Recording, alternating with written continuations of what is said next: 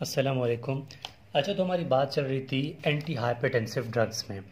उसमें हमने आपको बता दिया था कि एंटी हाइपरटेंसिव ड्रग्स जो हैं वो क्लासिफिकेशन कौन कौन सी थी, ठीक है। हमने वो डिस्कस कर लिया। फिर उसमें हमने जो है आपको बता दिया angiotensin converting enzyme inhibitors all detail समझा दी, बीटा ब्लॉकर्स ऑल डिटेल समझा दी, calcium channel blockers all detail आपको बता दिया। Playlist and CVS pharmacology के नाम से है, आप वहाँ से देख सकते हैं। आज का जो हम पढ़ेंगे वो है डायूरेटिक्स, फिर वेजोडाइलेटर्स। मतलब ओवरऑल देखा जाए तो मेन चीज़ें हमने पढ़ ली, और जो आज का टॉपिक है ये इंतहाई इंपॉर्टेंट है। तो आज का टॉपिक क्या है? डायूरेटिक्स। डायूरेटिक्स क्या होते हैं ये साथ साथ मैं नोट्स भी बना रहा हूँ, ठीक है। अगर आप में से किसी स्टूडेंट को भी किसी इन फार्मा का कोई नोट्स चाहिए तो ये साथ साथ जो काम कर रहा हूँ मैं, ये आपके नोट्स आपको मिल जाएंगे। तो अब हमारा टॉपिक है डायूरेटिक्स। तो डायूरेटिक्स क्या होते हैं, ठीक है। डायूरेटिक्स ऐसे ज़रूरी नहीं है कि ये ड्रग्स हों, ये कुछ भी हो सकता है, ठीक है। वो जो भी चीज़ अगर हम बॉडी में इंजेक्ट करें या बॉडी के अंदर डाल दें, मतलब किसी भी एंगल से डायूरेटिक्स वो होते हैं कि जब भी ये बॉडी में जाएं तो वो क्या करें कि यूरिन के आउटपुट को इंक्रीज़ करें, तब क्या होगा? तो वो डायूरेटिक्स कहलाते हैं। तो मैं लिखूंगा डायूरेटिक्स क्या होते हैं। ये ड्रग्स भी कह सकते हैं, ठीक है। Drugs which increase urine output, ठीक है। ये ड्रग्स भी होते हैं, क्या करते हैं? यूरिन आउटपुट इंक्रीज करते हैं, ठीक है। अगर ये यूरिन आउटपुट इंक्रीज करते हैं और इसकी मतलब बाज़ औक़ात ऐसा होता है ना कि किडनी जो है वो फेल हो जाते हैं। किडनी जब फेल हो जाते हैं तो क्या होता है कि यूरिन ब्लड फिल्टर नहीं होता अच्छी तरह से, ठीक है। तो यूरिन जो है लाजमी बात है, किडनी यूरिन नहीं बनाएंगे तो यूरिन आएगा ही नहीं, किडनी पास ही नहीं होगा। तब हम क्या करते हैं? डायूरेटिक्स दे देते हैं। डायूरेटिक्स क्या करता है कि यूरिन आउटपुट को इंक्रीज़ करता है, और इससे बॉडी को क्या होगा कि बॉडी को एडिमा से भी छुटकारा मिलेगा, ठीक है। बॉडी को एडिमा यानी सूजन, और एडिमा से भी इसको छुटकारा मिल जाएगा। तो एडिमा की कंडीशन में इसको हम डायूरेटिक्स यूज़ कर सकते हैं। और एज अ हाइपर टेंसिव यानी हाइपर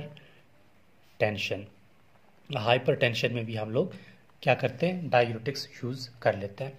अब डायूरेटिक्स की क्लासिफिकेशन आपको आनी चाहिए। इस टॉपिक के लिए मैं कहूँ कि मैं इस पूरे पेज को स्टार से भर दूँ, ठीक है। स्टार से भर दूँ कि कितना इंपॉर्टेंट है, तब भी इसके लिए वो स्टार्स कम पड़ सकते हैं।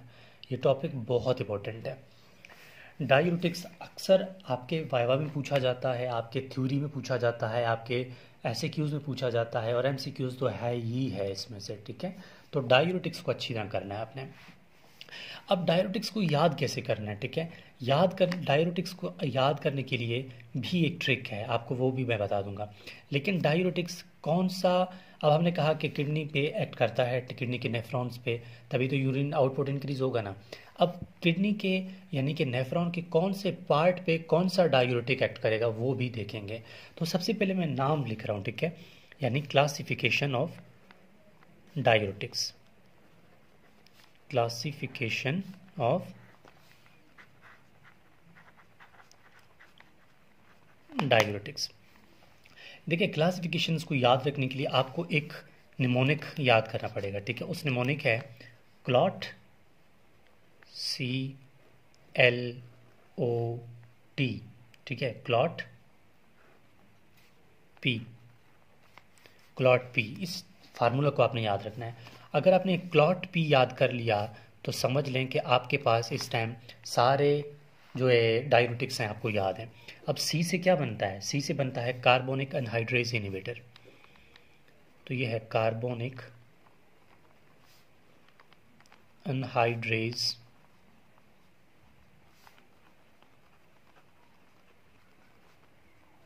इनहिबिटर्स, ठीक है। Carbonic anhydrase inhibitors.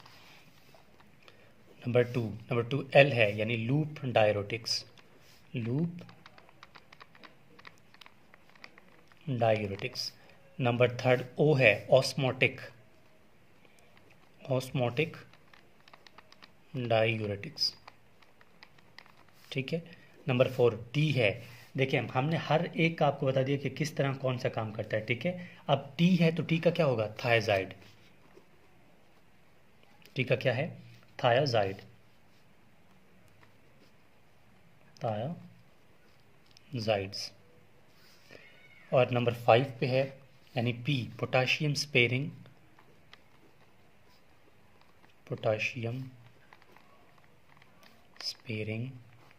डायूरेटिक्स। ठीक है, पोटाशियम स्पेयरिंग डायूरेटिक्स। तो ये भी हमने पढ़ लिया कि हमारे पास जो डायूरेटिक्स हैं वो कौन कौन से होते हैं। अब जो है मैं डायग्राम बनाऊंगा। डायग्राम में आपको बता दूंगा कि अगर कार्बोनिक एनहाइड्रेज हैं या लूप डायूरेटिक, ऑस्मेटिक, थायजाइड या पोटाशियम स्पेयरिंग डायूरेटिक्स, अब ये सॉरी, अब ये डायूरेटिक्स जो हैं या डायूरेटिक्स हैं, ये किडनी के यानी नेफ्रॉन के किस किस पार्ट में एक्ट करते हैं। ठीक है, ये आपके लिए एमसीक्यूज के हवाले से बहुत इंपॉर्टेंट है और वाइवा में भी आपसे पूछा जा सकता है। ठीक है, तो हम स्टार्ट कर लेते हैं। सबसे पहले डायग्राम ऑफ नेफ्रॉन। देखें, नेफ्रॉन का डायग्राम कुछ इस तरह होता है। ठीक है,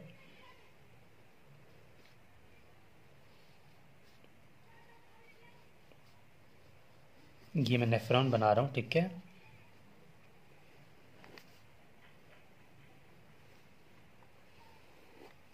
ये हमारे प्रॉक्सिमल कन्वर्टेड ट्यूब्यूल, ये हो गया हमारे पास लूप ऑफ हेनले। ठीक है, लूप ऑफ हेनले बन रही है, यहाँ से थिक हो जाती है थोड़ा। ठीक है,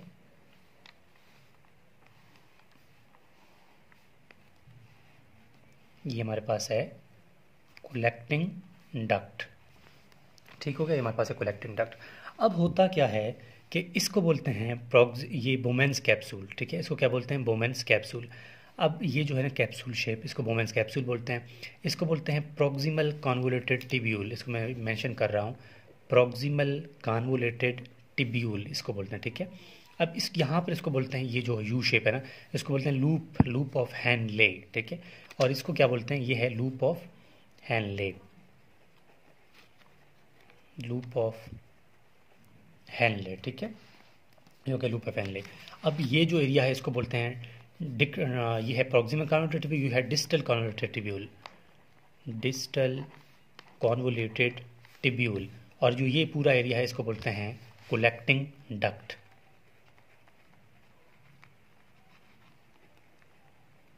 ये हो गया कलेक्टिंग डक्ट। ठीक है, अब जो डायूरेटिक्स है ना, सबसे पहला यानी हमारे पास कार्बोनिक एनहाइड्रेज इनहिबिटर्स और ऑस्मोटिक डायूरेटिक्स। कौन कौन से? CO आपके नाम से आपने याद रखना है। तो मैं यहाँ पर लिख रहा हूँ। ठीक है, मैं पर लिख रहा हूँ carbonic anhydrase inhibitor plus osmotic diuretics. ठीक है, यानी कार्बोनिक एनहाइड्रेज इनहिबिटर और ऑस्मोटिक डायूरेटिक्स, ये दोनों कहाँ पर एक्ट करते हैं? ये दोनों एक्ट करते हैं प्रोक्सिमल कॉन्वोलेटेड ट्यूब्यूल पे, प्रोक्सिमल कॉन्वोलेटेड ट्यूब्यूल्स। ठीक है, ये दोनों डायूरेटिक्स यहाँ पर एक्ट करते हैं। अब इसके बाद ये तो मैंने लिख लिया, यहाँ पर मैं लिख रहा हूँ C यानी carbonic anhydrase inhibitor plus OS लिख रहा हूँ, ऑस्मोटिक। ठीक है, ऑस्मोटिक डायूरेटिक्स। अब उसके बाद बात आती है हमारे पास लूप डायूरेटिक्स की। लूप डायूरेटिक्स कहाँ पर एक्ट करते हैं? ये लूप ऑफ हेनले पे ही एक्ट करते हैं। ठीक है, तो मैं यहाँ पर इसको L शेप कर रहा हूँ। ठीक है, loop diuretics loop of Henle पे एक्ट करता है। ठीक हो गया। अब इसके बाद बात आती है हमारे पास थायोजाइड की। सॉरी, जो थायोजाइड्स हैं वो कहाँ पर एक्ट करते हैं? ठीक है, अब हर एक का अपना एक जगह है।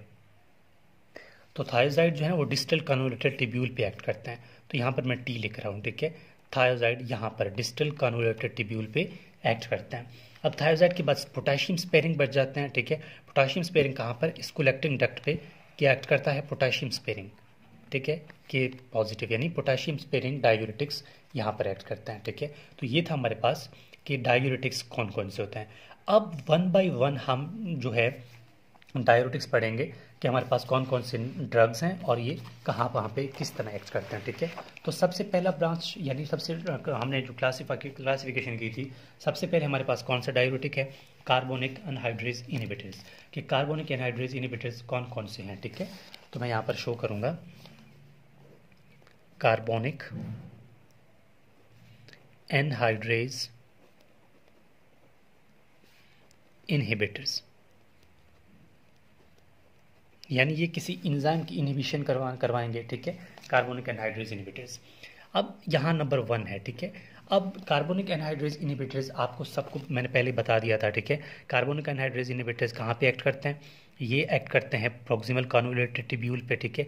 ये हो गया जी प्रॉक्सिमल कन्वोल्यूटेड ट्यूब्यूल, ठीक है। ये लूप ऑफ हेनले हो गया, ठीक है। ये हो गया कलेक्टिंग डक्ट, ठीक है। ये हो गया कलेक्टिंग डक्ट। अब प्रॉक्सिमल कन्वोल्यूटेड ट्यूब्यूल पे क्या करेंगे? कार्बोनिक एनहाइड्रेज इनहिबिटर, ठीक है। ये यहाँ पर एक्ट करेंगे, ठीक है। ये भी आपको समझा दिया मैंने पीछे थोड़ा, ठीक है। ये यहाँ पे एक्ट करेंगे। अब ये जैसे ही, ठीक है, अब यहाँ पर एक्ट तो करेंगे, लेकिन ये कौन कौन से ड्रग्स हैं जो यहाँ पर एक्ट करेंगे, ठीक है। अब जो ड्रग्स हैं ना, यहाँ पे ड्रग्स के मैं नाम लिख रहा हूँ, ठीक है। ड्रग्स जो कि कार्बोनिक एनहाइड्रेज इनहिबिटर्स हैं, आपको फिंगर टिप्स पे आने चाहिए कि हमारे पास डाययूरेटिक्स कौन कौन से हैं और कार्बोनिक एनहाइड्रेज इनहिबिटर कौन कौन से हैं, ठीक है। क्लासिफिकेशन आपको आना चाहिए। इनको याद रखने के लिए माइड लास्ट में आएगा, ठीक है। तो सबसे पहला ड्रग यहाँ पर जो है ना, इसको बोलते हैं एसीटाजोलामाइड,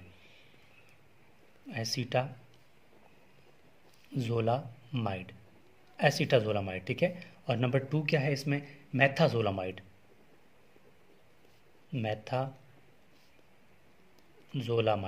नंबर 3 है इस पे, ठीक है, मेथाजोलामाइड। और इसके बाद है डोरजोलामाइड, ठीक है, डोरजोलामाइड। और एक और भी है इसमें, आप लिखेंगे इसमें डाईक्लोरप्रोमाइड, तो ये है डाईक्लोरफिनामाइड है, ठीक है। सॉरी यहाँ पे नज़र नहीं आ रहा था शायद, डाईक्लोरफ्रोनामाइड, ठीक है। इन ड्रग्स को क्या बोलते हैं? इन ड्रग्स को हम बोलते हैं कार्बोनिक एनहाइड्रेज इनहिबिटर्स। अब यहाँ पर कार्बोनिक एनहाइड्रेज इनहिबिटर्स हमने पढ़ लिए। अब अभी हर एक के इसी तरह क्लासिफिकेशन होगी। अगर मैं बात करूँ लूप डायूरेटिक्स की, तो लूप डायूरेटिक्स का भी क्या होगा? इसी तरह ड्रग्स के नाम होंगे। अगर मैं बात करूँ ऑस्मोटिक या थायराइड की, उनकी भी इसी तरह होगी। तो ये मैंने ड्रग्स बता दिए कार्बोनिक एनहाइड्रेज इनहिबिटर्स की। अब इसका जो मोड ऑफ एक्शन है, सिंपल सी बात है, मैं उसको थोड़ा सा ब्रीफली यहाँ पर बता देता हूँ, बाकी इसको नेक्स्ट पार्ट में देखेंगे, ठीक है। कार्बोनिक एनहाइड्रेज इनहिबिटर, इसका मतलब क्या है कि बॉडी में क्या होता है कि कार्बोनिक एसिड बनता है, ठीक है। कार्बोनिक एसिड टूट जाता है हाइड्रोजन में और बाइकार्बोनेट में। अब हाइड्रोजन सेल से बाहर जाता है, ठीक है, और हाइड्रोजन बाहर जाएगा तो सोडियम सेल के अंदर जाएगा। और होगा क्या कि ये सोडियम जहाँ जाएगा, सोडियम जो है ना सेल के बाहर जाएगा, सोडियम जो है वो सोडियम जहाँ जाएगा उसके साथ वाटर भी चला जाएगा। इस तरह अगर सोडियम चला जाएगा तो वाटर भी जाएगा, वाटर जाएगा तो क्या होगा? यूरिन की आउटपुट इंक्रीज हो जाएगी, ठीक है। इस तरह से ये भी कार्बोनिक एनहाइड्रेज इनहिबिटर्स का एक फंक्शन है, मतलब इसी तरह ही काम करता है। बाकी इसको थोड़ा सा देखेंगे नेक्स्ट पार्ट में, और उसमें हम डिस्कस ये भी करेंगे कि लूप डायूरेटिक्स कौन से हैं। मैं कोशिश करूँगा कि ऑल डायूरेटिक्स को 2 वीडियो में या 3 वीडियो में आपको टोटल बता दूँ, तो होपफुली आपको समझ आ गई होगी। तो ये थे हमारे पास डायूरेटिक्स क्या क्या होते हैं, किस तरह होते हैं, ठीक है, और कैसे इसको याद करना है। तो होपफुली आपको टॉपिक की समझ आ गई होगी। प्लीज़ चैनल को सब्सक्राइब करें, शेयर करें, कमेंट करें, ताकि आपके साथ साथ दूसरों को भी फ़ायदा हो।